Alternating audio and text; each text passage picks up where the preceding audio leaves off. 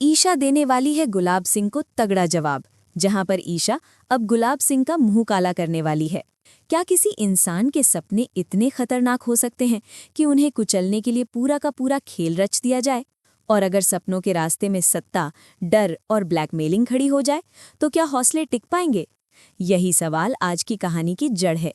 कहानी की शुरुआत होती है ईशा से, एक ऐसी लड़की जो अब डरने वाली नहीं है। जिस गुलाब सिंह ने अब तक अपने नाम से पूरे गांव को कांपाया है, उसी गुलाब सिंह को अब ईशा खुली चुनौती देने वाली है। वो सीधी उसके सामने जाकर ये खबर देने वाली है कि सूरज और ईशा दोनों अब आईएएस की तैयारी करने जा रहे हैं। ये सिर्फ एक फैसला नहीं है, बल्कि गुलाब सिंह के अहंकार पर सीधा वार है, क्योंकि गुलाब सिंह को सबसे ज्यादा नफरत है उन लोगों से जो उसकी बनाई सीमाओं से बाहर निकलने की हिम्मत करते हैं। लेकिन आने वाला एपिसोड इसलिए और खतरनाक हो जाता है क्योंकि इसी गुलाब सिंह ने अनिल की जमानत करवाई है। अनिल, जो अब आजाद नहीं बल्कि गुलाब सिंह का मोहरा बन चुका है, एक ऐसा मोहरा जिसे जहां चाहे वहां चलाया जा सकता है। गुलाब सिंह जैसा कहेगा, अनिल वैसा ही करेगा, बिना सवाल, बिना हिचक। और हालात तब और बिगड़ जाते हैं जब अदिति भी अनिल के साथ चली जाती है। यानी अब सूरज की सबसे कमजोर कड़ी सीधे गुलाब सिंह और अनिल के हाथ में है। गुलाब सिंह को अब देर नहीं करनी, वो अनिल को आदेश देता है, सूरज के परिवार पर दबाव डालो, आईएएस की तैयारी बंद करवाओ, वरना अदिति के साथ कुछ भी हो सकता है। धमकी साफ है, इरादा और भी साफ। सीधा पहुंचता है सूरज के पिता के पास, आवाज में जहर और शब्दों में डर भरकर वो कहता है, अगर सूरज ने आईएएस की तैयारी शुरू की तो अदिति को कोठे पर पहुंचा दूंगा। ये शब्द कड़वे हैं, घिनौने हैं, लेकिन यही वो हथियार है जिससे सपनों का गला घोंटा जाता है।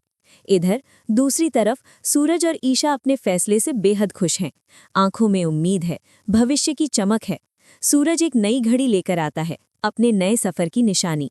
लेकिन उसी पल सूरज के पापा कमरे में आते हैं और अचानक उस घड़ी को जमीन पर पटक कर तोड़ देते हैं। सिर्फ घड़ी नहीं टूटती, टूटता है सूरज का सपना। वो गुस्से और दर्द में कह देते हैं, तू आईएएस नहीं बनेगा। सूरज सन्न रह जाता है। कल तक वही पिता जो उसे अफसर बनते देखना चाहते थे, आज वही पिता उसके सबसे बड़े दुश्मन क्यों बन गए? सूरज सवाल करता है, गुस्सा करता है। पिता पुत्र के बीच फिर से टकराव शुरू हो जाता है। लेकिन ईशा बीच में खड़ी होती है। वो हालात को शांत करती है और तय करती है कि इस बार वो सिर्फ बहस नहीं करेगी, वो सच तक पहुंचेगी। उसे यकीन है कि पापा जी की इस बेरुखी के पीछे कोई बहुत बड़ी मजबूरी छुपी है। अब कहानी करवट लेती है और पहुंचती है गांव के सबसे खतरनाक आदमी के पास, वीरेंद्र ठाकुर। आग जल रही है और उसी आग में फेंकी जा रही हैं मोटी मोटी किताबें, वो किताबें जिनसे उसका भतीजा आर्यन अफसर बनने का सपना देख रहा था। वीरेंद्र खुद उन किताबों को जलाते हुए कहता है, ये लड़का अफसर नहीं बनेगा, ये मेरा आदमी है और हमेशा रहेगा। उसी वक्त वहां खुशी खुशी पहुंचते हैं नेहा और आर्यन।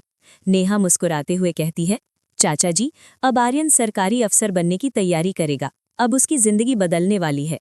लेकिन वीरेंद्र के चेहरे पर मुस्कान नहीं, गुस्से की आग भड़क उठती है। उसे मंजूर नहीं कि जो लड़का कल तक उसके इशारों पर चलता था, वो कल को उससे ऊंची कुर्सी पर बैठे। इधर आर्यन और उसका दोस्त रतिक बड़े सपने देख रहे होते हैं, साथ पढ़ने के, साथ आगे बढ़ने के। लेकिन किसे पता था कि ये खुशी के पल चंद मिनटों के मेहमान हैं। कहानी में एंट्री होती है एक और खतरनाक शख्स की, विक्रम की। काव्या का पति, जिसे जेल से बाहर निकलवाया है खुद वीरेंद्र ने। विक्रम आते ही पूरे घर को दहला देता है। वो धमकी देता है, अगर इस घर का बेटा अफसर बना तो तुम्हारी बहन को सड़क पर नचा दूंगा, उसकी इज्जत मिट्टी में मिला दूंगा। पूरा घर सन्न रह जाता है। आर्यन टूट जाता है। वो सोचता है, अगर मेरे सपने से मेरी बहन की जिंदगी बच सकती है तो मैं ये सपना छोड़ दूंगा। लेकिन नेहा हार मानने वालों में से नहीं है। वो सीधा वीरेंद्र के सामने खड़े होकर कहती है, आपने बहुत चालाकी से खेल खेला है, लेकिन ये मत समझिए कि हम डर जाएंगे। और यहीं आर्यन भी फैसला कर लेता है, वो चुप नहीं रहेगा, चाहे रास्ता कितना भी मुश्किल क्यों ना हो, चाहे कितने कांटे क्यों ना बिछे हों।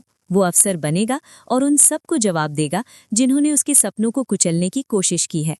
आने वाले एपिसोड में होगा जबरदस्त ड्रामा, साजिशें, धमकियां और हौसलों की असली परीक्षा। क्या ईशा सच तक पहुंच पाएगी? क्या सूरज अपने पिता की मजबूरी समझ पाएगा? और क्या आर्यन अपने सपने के लिए सबसे बड़ा खतरा मोल ले पाएगा? ये लड़ाई सिर्फ अफसर बनने की नहीं है, ये लड़ाई है डर के खिलाफ और उन लोगों के खिलाफ जो सोचते हैं कि सपने सिर्फ उनके लिए बने हैं।